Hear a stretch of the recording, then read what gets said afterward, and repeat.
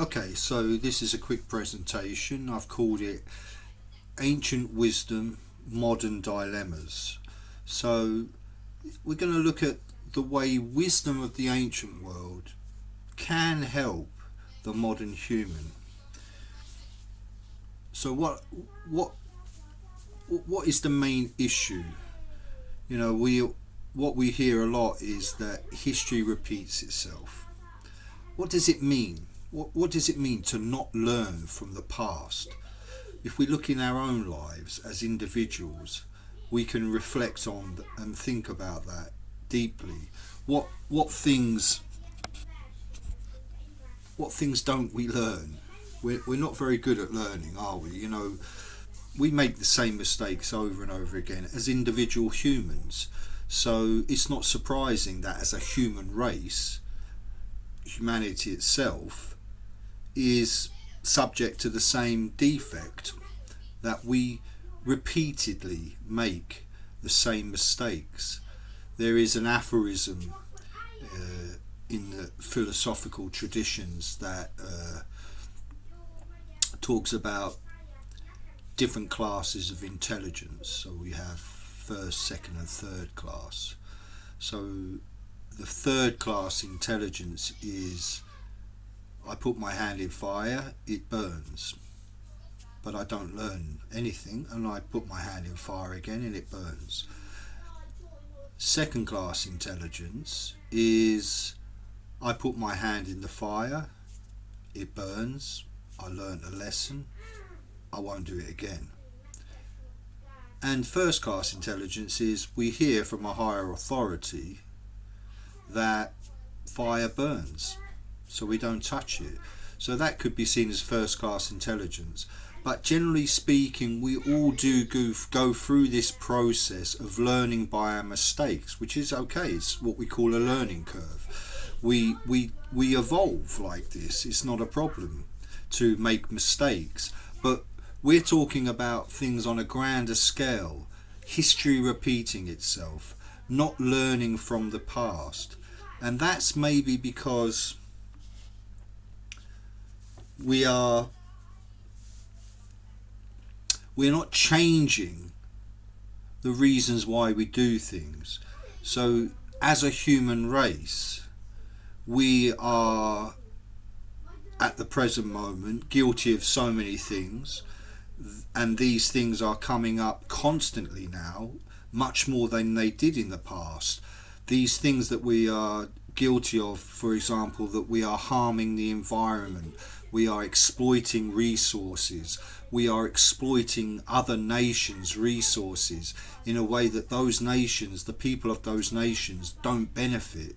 And that's because they also have exploitative leaders in their nations who are taking the profits, selling their resources, but they're not benefiting the people in general. So there are these things that we are doing now that's been going on since time immemorial, but we're not learning from it. Why aren't we learning? There's always been these telltale signs in civilizations that are destined to fail. So many historical accounts of crumbling empires and loss of civilization. And what were the signs, and what are the signs? But what were the signs back then? Let's have a look at the signs back then and see, are these signs, what we are seeing now? The signs in the past were an imbalance between material and spiritual. And that's a good point, because if we go back far enough, we see in very ancient cultures where the balance of material and spiritual was much better. But what brought about the downfall was the progressive implementation of more and more focus on the material at the cost of the spiritual vitality of a nation and its citizens. So the imbalance between the material and the spiritual needs of the individual, the sovereign individual person. And this imbalance, when the materialistic goals of any society become more important than the spiritual needs, then we start to see cracks. Material aspirations always need to be something that's supporting the material, the spiritual sustenance of the human society. If the material development doesn't nourish the human need for spiritual experiences, then the imbalance upsets everything at a core level. If you want to keep taking the fruits from the tree and the fruits from the plants, but you don't water the roots, you don't take care of the whole holistic body of the fruit-bearing tree, then that tree will stop bearing fruits. So when we look at human society as a tree, the spiritual needs are the roots, and different spiritual traditions are the attempts or to water those roots. So what we see now in human society is a grossly imbalanced model between the material and the spiritual. We have societies that sole focus is consumerism and everything that feeds that consumerism and economy. Everyone is just working for money. People don't live their lives as individuals. We're all part of this huge project, and this project, it's all about just making money to pay for the things that nature gives us anyway. So what we're doing, and what we've done, is create a model of living for the humans on the planet that is totally disharmonious with the needs of the soul. And so what we're seeing now is this counter culture that's never really gone away. A lot of people say that the 1960s were the counter culture, and we can see that a lot was done to suppress and to try to override that counter culture, and that counter culture did become infested with negative traits. A lot of the counterculture thing got hijacked by the drug scene. We can see in history, it doesn't take much research to see that a lot of good things were happening in the 1960s cultural revolution, this counterculture of higher thinking. Why are we here? People asking these deeper philosophical questions. A whole young new generation of people were like opting out or trying to opt out of this system that had been given to us by our parents and grandparents. You know, this system that primarily focused on the material needs. You know, a perfect life and a measure of success was, you know, the perfect street with all the Joneses living there. They've all got the same washing machine, they've all got the same car, they've all got the same aspirations. 2 kids, a dog, a mortgage, and leaving it all for your kids. And this, okay, that's a material life, but there's nothing wrong with a stable and comfortable, secure material life. In fact, a stable and comfortable material life can in fact support the spiritual life, which is what I mentioned earlier. The material life should be something that supports and nurtures the spiritual growth of the human. But when the whole focus is just on material things, and we saw this, it was starting in the 1950s. We came out of the war, everyone wanted to recover, we were lapping up the time of peace, and a lot of progress was made in 10 years from, say, like 1950 to 1960.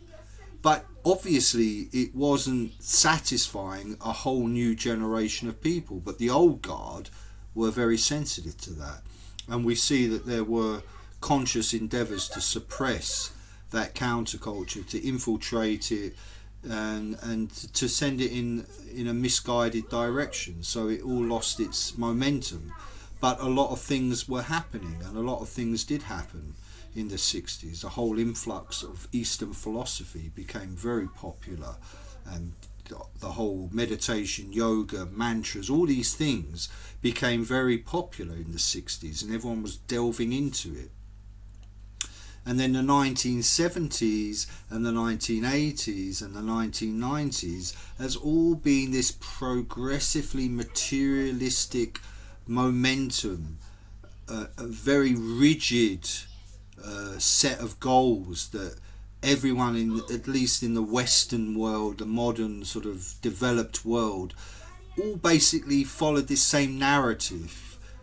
We've got to have a good career, we've got to have material comforts, and the spiritual aspect for the majority of people was neglected, and that is a natural consequence of an over endeavour for material things, to the point where the material things in themselves are the end. So the means and the end, it's all boxed into this very small paradigm of existence.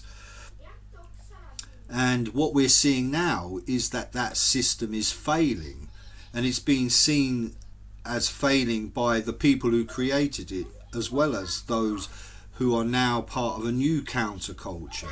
The new counterculture seems to kind of be encased in conspiracy theory.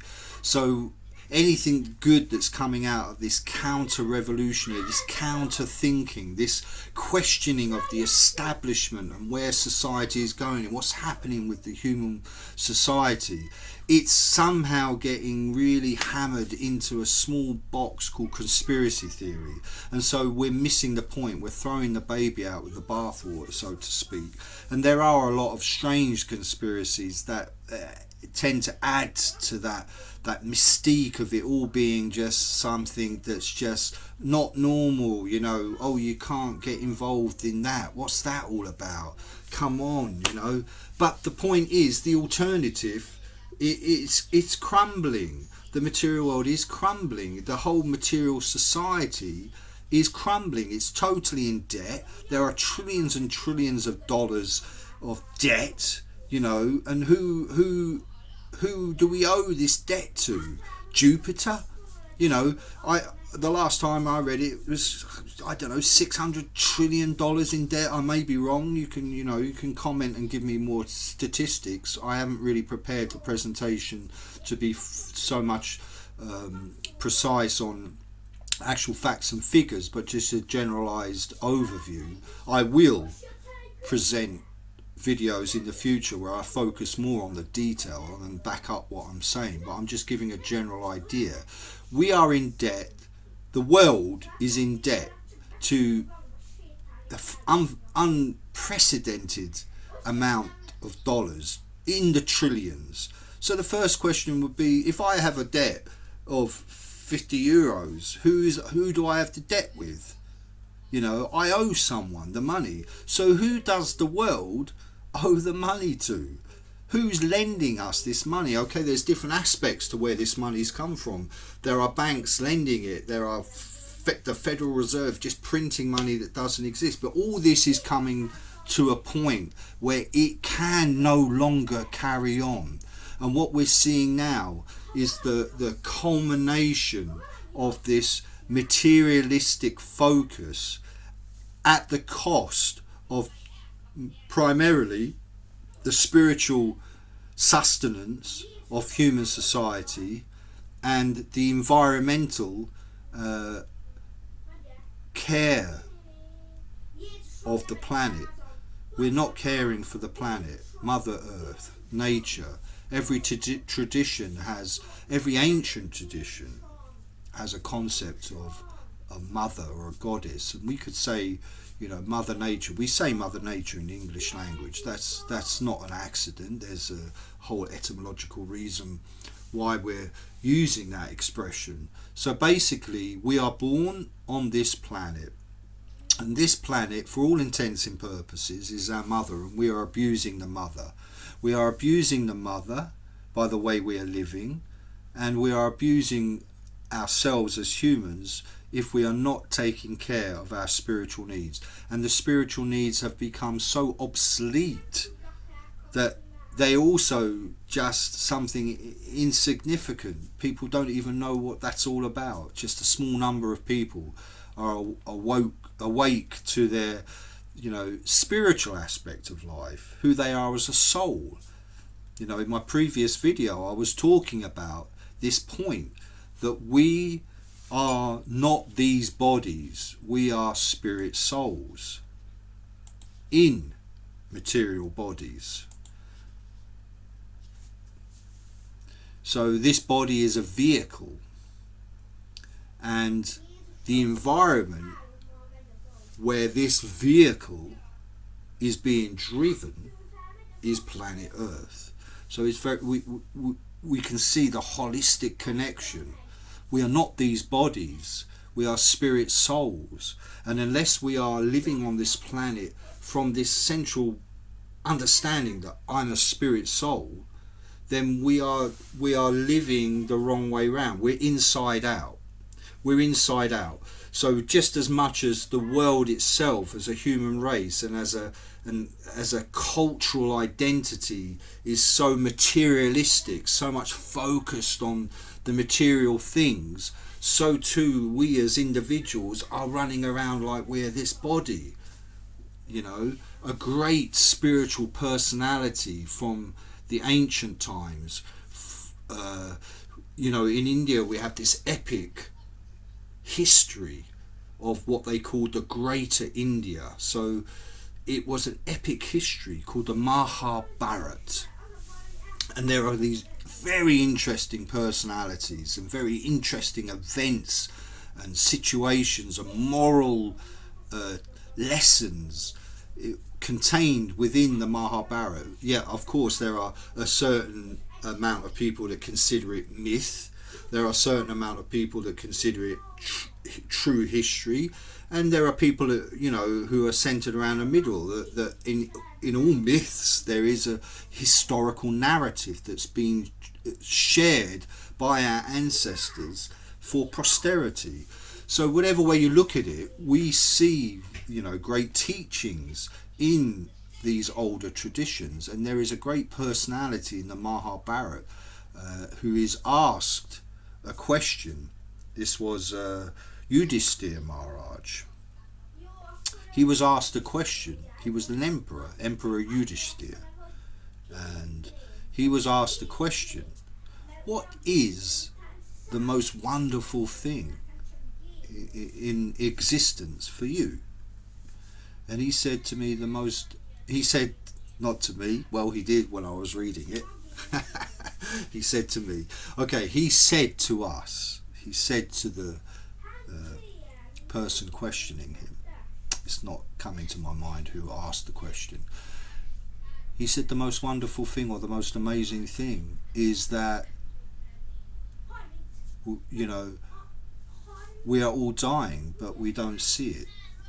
My grandfather died, his grandfather died, his father died. So everyone is dying, but we live our lives like we're not going to die. That's the materialistic mentality. When there is no soul in our life, when we don't have a soul, any connection with who we actually are, we are a spirit soul. We are not this body. What is this body? This body is made up of material elements. It's full of chemicals and liquids and marrow and bone. But what is it? It's not who we are, but we are living a life within a matrix that's so programmed in the materialistic dimension that it's a natural consequence, all of us as participants in this earthly experience, in this human race, and because of our education and because of so much indoctrination, we are considering ourselves to be this material body.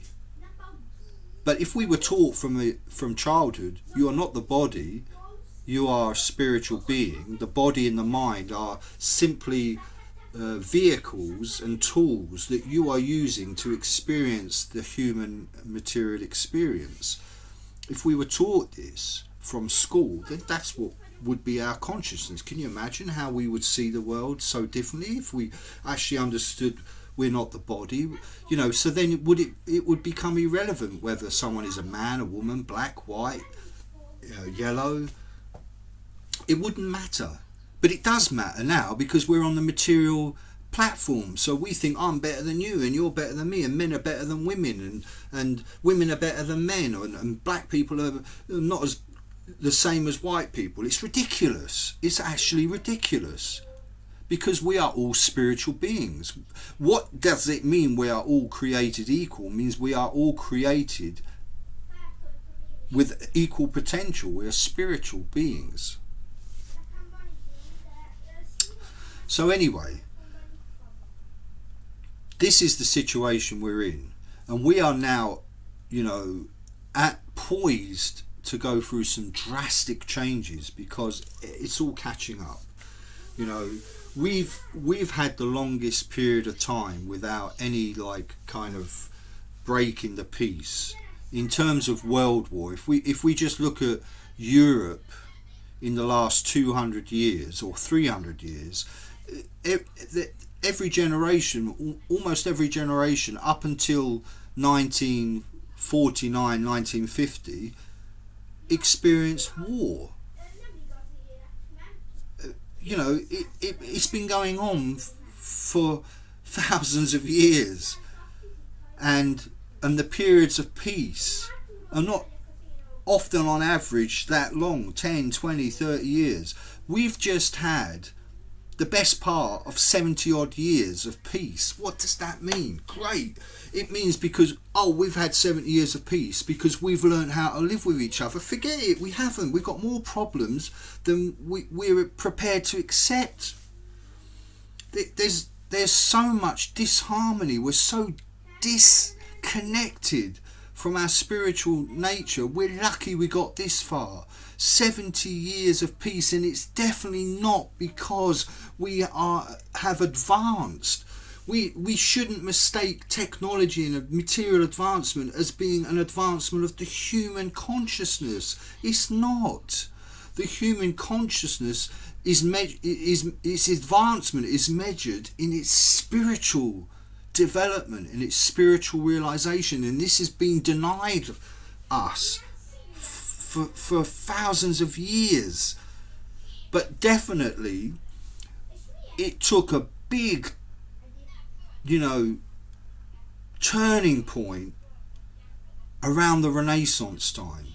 So you could say that in the last 200 or 300 years, maybe a bit more, but in the last 200 or 300 years, it really got traction, and we got taken in a direction that was way away from the soul, from God, whatever you want to call God, whatever you want to call that higher thing that we are all part of.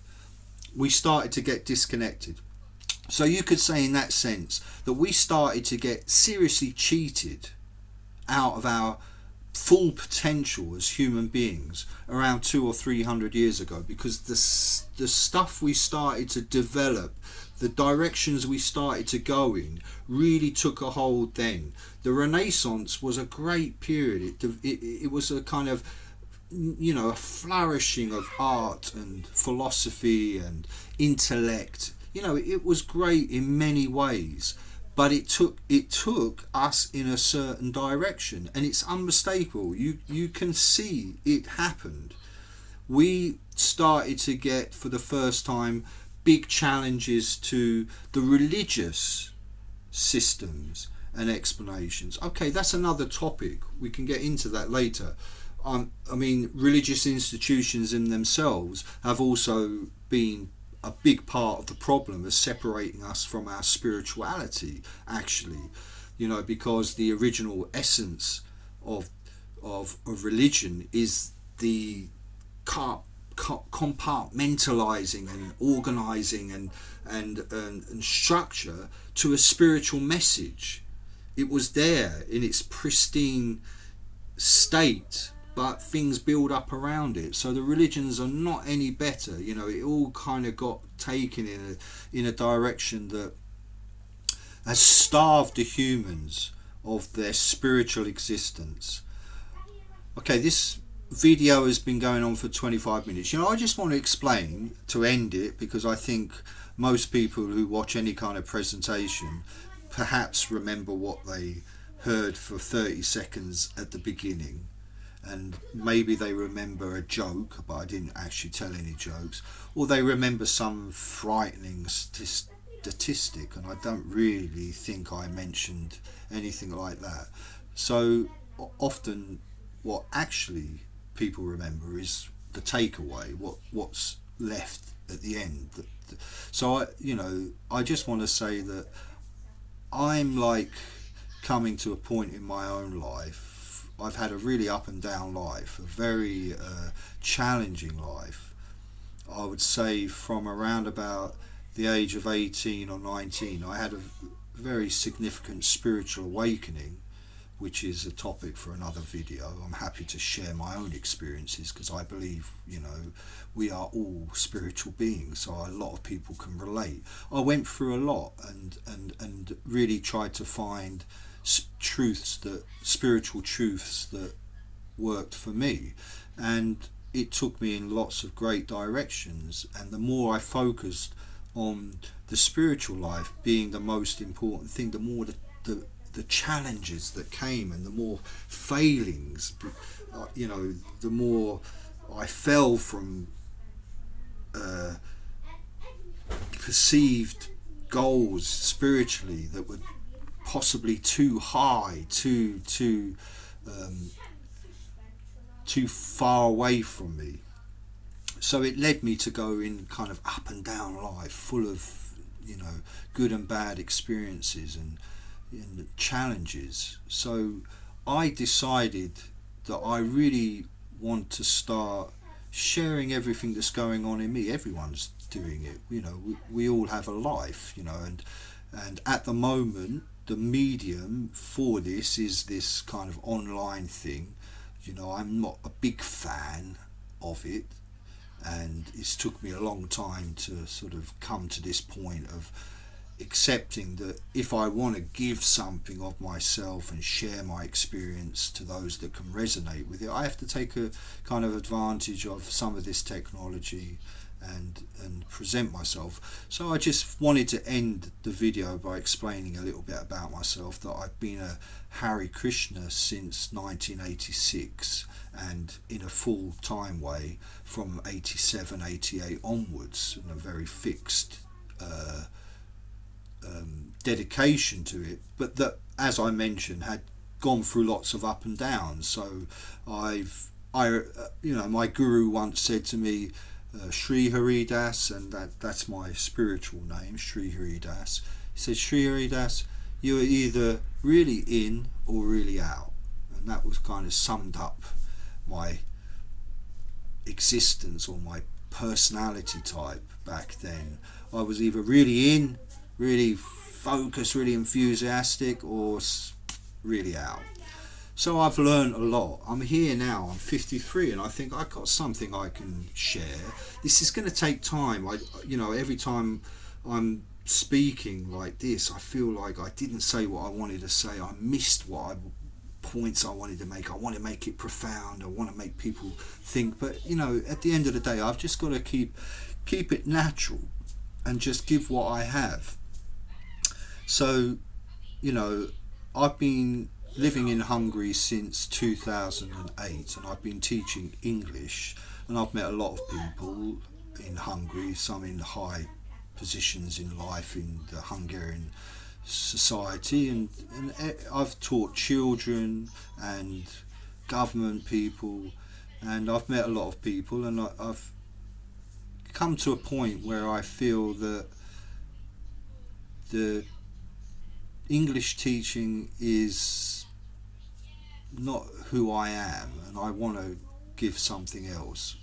By nature, I'm more of a philosophical type of person, a more spiritual person, and that's what I'm attempting to do. So I've started a YouTube channel, I've started a Facebook page that will focus on spiritual topics, primarily from the Vaishnav tradition, which is an aspect of Indian philosophical systems, there are labels that I prefer not to use. So, Indian culture, there is the overall way to describe the philosophical, religious and spiritual culture of India. They have this expression Sanatan Dham, which means the eternal. Dham, Sanatan can be translated as eternal, and Dham can be translated like religion, but it can also be translated as essential nature of something. So like the dharma of water is liquid and the dharma of fire is heat. So the dharma of the human is spiritual life. So that's the kind of essential constitution of the human being. So Sanatan Dharma is a kind of umbrella for so many different facets of Indian culture. So we, within that we have Buddhism, Hinduism, Jainism, so many different, Sikhism. So we have so many different aspects. So one aspect of Sanatan Dharma is Bhakti Yoga, and one aspect of Bhakti Yoga is Vaishnavism, and one aspect of Vaishnavism is Gaudiya Vaishnavism. In the West it's known as Hare Krishna. So it's not a new thing in the Indian culture. It has no historical beginning. It's been there since the beginning of history. Not a lot of people know that, as Michael Caine would say. Not a lot of people know that. But in the Western world, it's known as the Hare Krishna movement. So that's what I've been involved in since 86, 87. And it's took me on a long journey. I spent several extended periods of time in India over the years, and travelled a lot extensively and studied a lot of the Vaishnava philosophy. So these videos I hope will naturally develop and evolve, and I will start to develop my skills to entertain and to inform people on a wide range of topics with the Vaishnava tradition. I embrace all traditions in their earnest endeavour to feed the spiritual needs of the soul. The first tradition I ever really encountered was Buddhism, although I could say I was kind of like attracted to a mystical variation of Christianity as a younger person. So there was this kind of convergence of esoteric Christianity, Buddhism, and then Hare Krishna. It all merged into me becoming a Hare Krishna. So I do have a kind of affection for certain traditions, and I see and recognise the truths contained therein.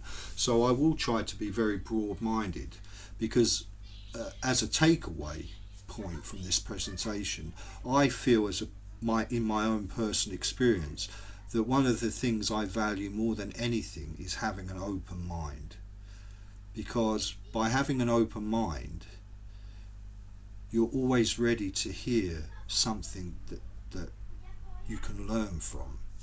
So I think that when people fail to be open-minded, okay, sometimes open-mindedness may be seen as indecisive or too encompassing, but really it's not, because being open-minded means you avoid being a partisan.